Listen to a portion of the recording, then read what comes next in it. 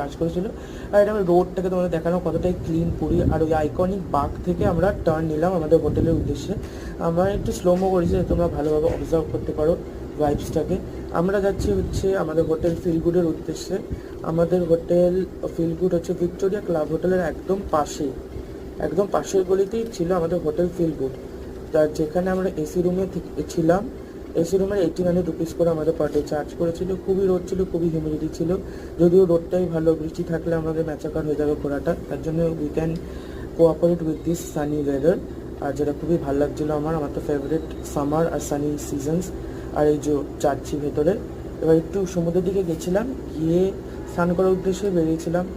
ওখানে গিয়ে ব্রেকফাস্ট করে নিলাম। এখানে আমি একটা রিল শ্যুট করছিলাম আমার ইনস্টাগ্রামের জন্য, যেটা আমার ইনস্টাগ্রাম আইডি ইউনিসন অফসি, গিয়ে তোমরা ইনস্টাগ্রামে চেক আউট করতে পারো। আমি এখানে যে রিলটা করেছিলাম, এই যে এরকমভাবেই করেছিলাম রিলটা। তারপর আমি খেয়ে দিয়ে নিলাম।